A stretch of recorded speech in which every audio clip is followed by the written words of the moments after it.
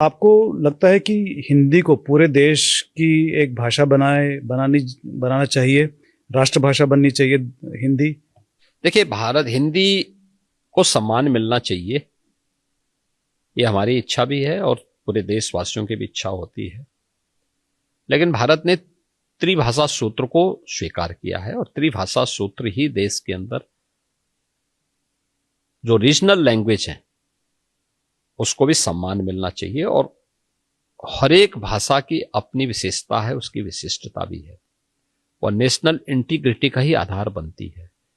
उसकी अपनी लोक परंपराएं हैं, लोक कथाएं हैं, लोक गाथाएं हैं। उसमें बहुत सारी ऐसी विधाएं आपको मिल जाएंगी जो देश की विविधता को और मजबूती प्रदान करेगी।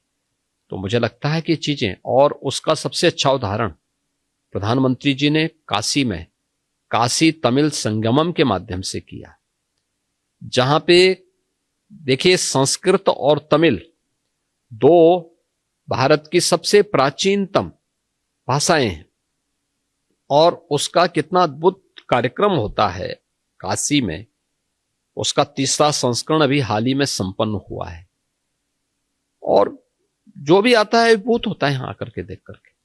लेकिन जो अगर आप किसी तमिल से पूछें, तमिल भाषी से पूछें या तेलुगु भाषी से पूछें, तो वो कहते हैं कि हिंदी ही क्यों नेशनल इंटीग्रेशन का लैंग्वेज बन सकता है, दूसरा कोई लैंग्वेज क्यों नहीं बन सकता, दूसरी भाषा क्यों नहीं बन सकती? नहीं, सभी बन सकती हैं, क्यों नहीं बन सकती? तमिल भी बन सकती है, तेलुगु भी बन सकती है, मलयालम भी बन सकती है, कन्नड़ भी बन सकती है, बंगाली भी बन सकती है, मराठी भी बन सकती है, और सभी बन रही है। हाँ, तो हम हिंदी पर इतना क्यों जोर दे रहे हैं? ये सभी हिंदी पे जोर नहीं दिया जा रहा है, एक राजभाषा के रूप में उसके उपयोग के लिए। और मैं तो कहता हूं भाई, यूपी में हम लोग तो तमिल भी पढ़ा रहे हैं, तेलुगु भी पढ़ा रहे हैं, मलयालम भी पढ़ा रहे हैं, कन्नड़ भी पढ़ा रहे हैं, बंगाली भी पढ़ा रहे हैं, मराठी भी पढ़ा रहे हैं। तो यूपी क्या उससे छोटा हो गया क्या? यूपी में रोजगार के नए अवसर खुल रहे हैं, नए लोगों को रोज जॉब क्रिएट हो रहे हैं। जो लोग अपने संकीर्ण राजनीतिक स्वार्थों के नाते ये भाषा विवाद खड़ा कर रहे हैं, उनकी राजनीतिक उल्लू सीधा तो हो सकता है, लेकिन युवाओं के एम्प्लॉयमेंट में वे एक प्रकार का प्रहार कर रहे हैं।